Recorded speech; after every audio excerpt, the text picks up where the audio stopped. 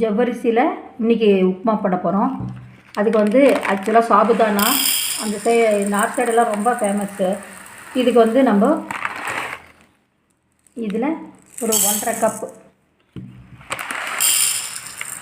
1.5 கப்புனா ஒரு 1/4 கிலோ ஜவ்வரிசி 1/4 கிலோ ஜவ்வரிசி இதை போட்டாச்சு. இதை வந்து நல்லா கழுவிக்கலாம். ஃபஸ்ட்டு ஒரு டைம் கழுவிட்டு நல்லா கழுவி எடுத்துடலாம். இதை கழுவியாச்சு. இப்போ நம்ம இதில்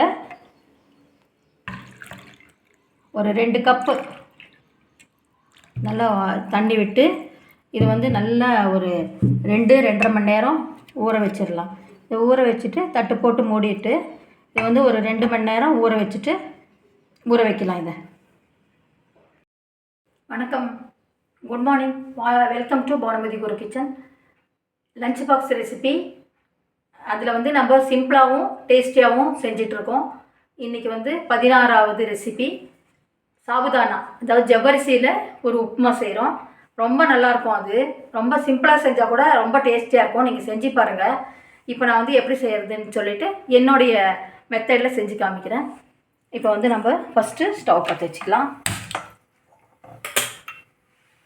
ஸ்டவ் பற்ற வச்சுட்டு இதுக்கு கொஞ்சமாக ஆயில் விட்டுக்கலாம். ரொம்ப ஆயில் தேவையில்லை. ஒரு 2 டீஸ்பூன் ஆயில் விட்டாச்சு.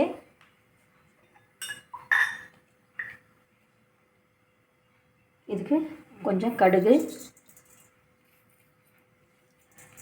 ஒரு 1/2 ஸ்பூன், 1/2 டீஸ்பூன்.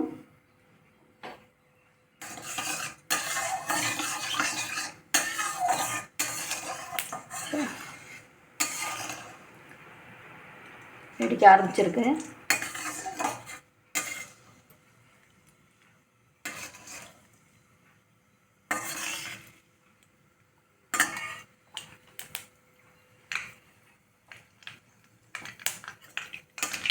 கடுகு வெடிச்சிட்ருக்கு. கொஞ்சம் ஜீரகம் போட்டுடலாம். ஜீரகம் போட்டு ஒரு 1/2 டீஸ்பூன் கடுகு, 1/2 டீஸ்பூன் உளுந்து, கடலைப்பருப்பும் இது உளுத்தம்பருப்பும் ஒரு 1/2 டீஸ்பூன் போதும். இதுக்கு கொஞ்சம் மஞ்சள் பொடி போட்டுக்கலாம். மஞ்சள் பொடி போடாமையும் இந்த ஜவ்வரிசி உப்புமா செய்யலாம். இருந்தாலும் மஞ்சள் பொடி போட்டாக்க ரொம்ப நல்லாயிருக்கும். அதனால் மஞ்சள் பொடி போட்டாச்சு. இப்போ நம்ம ஃபஸ்ட்டு இதில் வந்து கொஞ்சம் உருளைக்கிழங்கு கட் பண்ணி தண்ணியில் போட்டு வச்சுருக்கோம். இந்த உருளைக்கிழங்கு இதில் சேர்த்துடலாம்.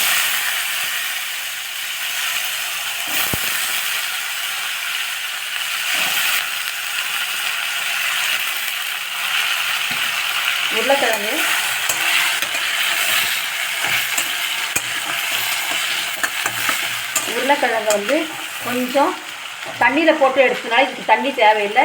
இப்போ நம்ம ஒரு இதை லிட்டை க்ளோஸ் பண்ணிவிட்டு ஒரு 3 to 4 மினிட்ஸ் வேக விட்டுடலாம். பார்க்கலாம்.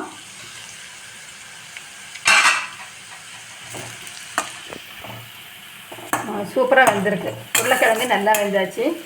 இப்போ நம்ம ஒரு கருவேப்பிலை 4 இதில் வந்து 4 கிள்ளி போட்டுடலாம்.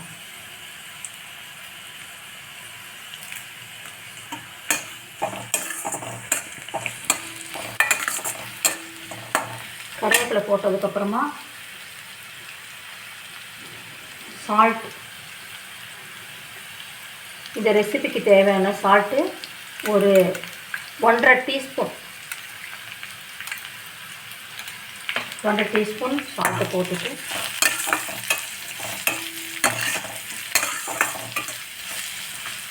இது வந்து கடலைக்கொட்டை வறுத்து பொடி பண்ணி வச்சுருக்கேன். இதுக்கு வந்து ரொம்ப ஆப்டாக இருக்கும். இந்த நிலக்கடலையை பொடிச்சு வச்சுருக்கேன். இது ஒரு 2 ஸ்பூன் இதில் சேர்த்துடலாம். 2-3 ஸ்பூன் இதில் வந்து போட்டாக்கா ரொம்ப நல்லாயிருக்கும். பாருங்கள், சாபுதானாக்கும் நிலக்கடலைக்கும் ரொம்ப நல்லா செட் ஆகும். அதனால் கொஞ்சம் நிலக்கடலையை பொடிச்சு போட்டுட்டு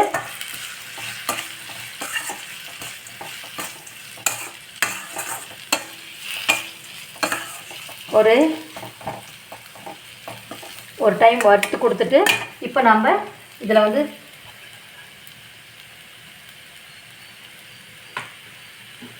இந்த ஜவ்வரிசியை போடுறதுக்கு முன்னாடி பச்சை மிளகா வந்து இதில் ஆக்சுவலாக இன்னும் காரமே சேர்க்கல. இதை வந்து இந்த கல்லூரில் இடிச்சிட்டு அதில் சேர்த்தாக்க ரொம்ப நல்லாயிருக்கும். அதனால நான் வந்து இதை வந்து இடிச்சிட்டு அதில் வந்து சேர்க்க போகிறேன்.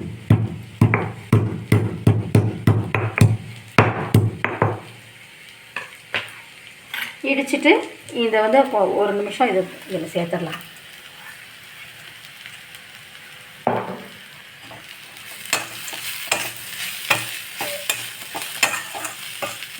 இந்த மெத்தடு இதில் காரம் இருக்கும் அப்படின்னு தோணுச்சுன்னா நீங்கள் வந்து ஃபஸ்ட்டே கூட கட் பண்ணி போட்டுக்கோங்க.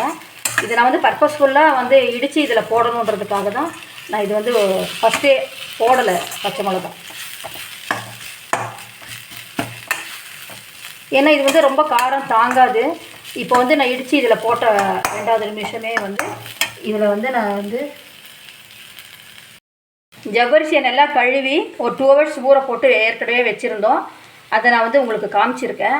அது வந்து நான் வந்து இப்போ வந்து 2 மணி நேரம் ஊறினதுக்கு அப்புறமா எப்படி இருக்குது பாருங்கள். நல்லா இப்படி உதிராக இப்படி ஆகிடும். இப்படி நம்ம ஒன்று எடுத்தோம்னாக்க இது வந்து மாவு மாதிரி ஆகிடும். இந்த இது வந்து ஒரு 2 மணி நேரம் 2.5 மணி நேரம் ஊற போட்டாலும் பரவாயில்ல, ரொம்ப மாவாயிடக்கூடாது. இப்போ வந்து நம்ம வந்து இதை வந்து இதில் சேர்க்க போகிறோம்.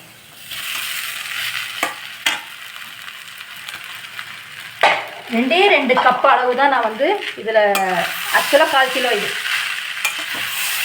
1/4 கிலோ வந்து சேர்த்துட்டு இதுக்கப்புறம் இதில் நம்ம பாருங்கள் ஒரு கடலக்காவை ஒரு டேஸ்ட்டுக்காக இது வந்து நம்ம ஃப்ரை பண்ணி வச்சுருக்கேன். இப்போ வந்து இதில் சேர்த்துடலாம். இது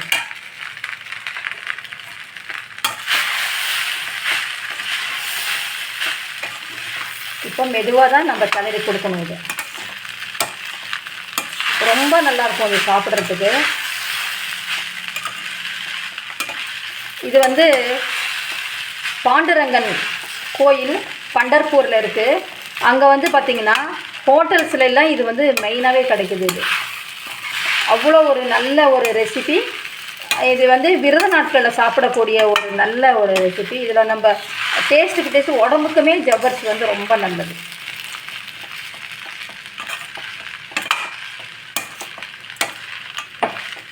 இப்போது இது ரொம்ப நேரம் இது வந்து ஆக்சுவலாக 2 hours ஊறி அதுக்கப்புறமா தான் நம்ம பண்ணுறோம்.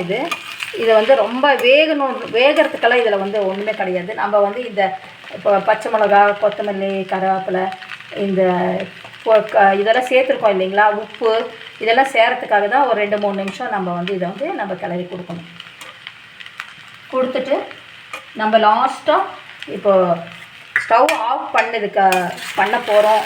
பண்ணிட்டோம் அப்படி ஆனதுக்கப்புறமா நம்ம வந்து இதில் வந்து லெமன் பொழிய போகிறோம். இதில் ஏன்னா கொஞ்சம் சப்புன்னு இருக்கும்ன்றதுனால இதுக்கு வந்து லெமன் பொழிஞ்சால் ரொம்ப டேஸ்ட்டாக இருக்கும். இப்போ நம்ம ஸ்டவ் ஆஃப் பண்ணிவிட்டு ஸ்டவ் ஆஃப் பண்ணிட்டோம். இப்போ கொத்தமல்லி இதில் சேர்த்துடலாம். கொத்தமல்லியும் சேர்த்ததுக்கப்புறமா கொஞ்சம் நம்ம ஒரு லெமன் வச்சு எடுத்து வச்சுருக்கேன். இப்போ வந்து லெமன் பொழிச்சிடலாம். இதில்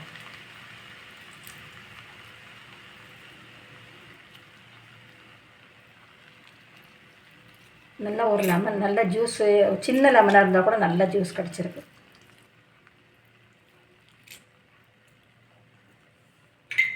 இப்போ லெமன் புழிஞ்சாச்சு. இப்போ வந்து ஒரு டைம் கிளறி கொடுத்துடலாம். இதை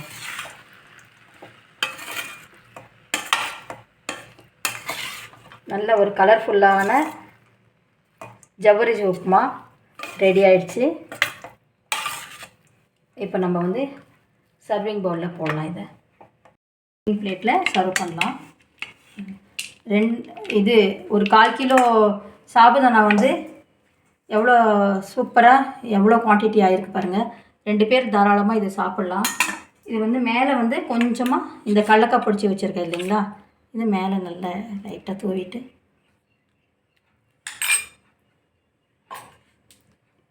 சூப்பரான சாபுதானா உப்புமா ரெடி ஆகிடுச்சு. ரொம்ப சிம்பிள். நம்ம வந்து இது வந்து ஒரு 2 மணி நேரம் முன்னாடி வந்து கழுவிட்டு இதை வந்து நம்ம ஊற போடணும், அவ்வளோதான். அதுக்கப்புறமா கடலக்காய் கொஞ்சம் வறுத்து வச்சுக்கிட்டோம்னா, கடலக்காய் பொடி போட்டால் நல்ல டேஸ்ட்டு. அது வந்து முடிஞ்சால் செய்யுங்க. இல்லைன்னா வெறும் கடலக்காட்ட வந்து இதில் வறுத்து போட்டால் கூட போதும். ஆனால் டேஸ்ட் வந்து கடலக்காவும் பொடிச்சு போட்டிங்கன்னா நல்லா டேஸ்ட்டாக இருக்கும். வாட்ச் பண்ணுங்கள். இது லைக் பண்ணுங்கள், ஷேர் பண்ணுங்கள், சப்ஸ்கிரைப் பண்ணுங்கள். பெல் பட்டன் ப்ரெஸ் பண்ணிங்கன்னா தான் ஆல்ன்ற ஆப்ஷன் வரும். அது வந்து நோட்டிஃபிகேஷனில் அது ப்ரெஸ் பண்ணிங்கன்னா தான் நோட்டிஃபிகேஷனில் நான் போடக்கூடிய வீடியோக்கள் வரும். லஞ்ச் பாக்ஸுக்காக சிம்பிளான ஈஸியான இது ஹெல்த்தியான டிஃபனாக இப்போ வந்து நான் போட்டுட்ருக்கேன். இது வந்து 16வது ரெசிபி. இதையும் நீங்கள் செஞ்சு சாப்பிட்டுட்டு குழந்தைங்களுக்கு பண்ணி கொடுங்க. இன்னும் கொஞ்சம் போடலான் இருக்கேன். தொடர்ந்து வாட்ச் பண்ணுங்கள். தேங்க்ஸ் ஃபார் வாட்சிங்.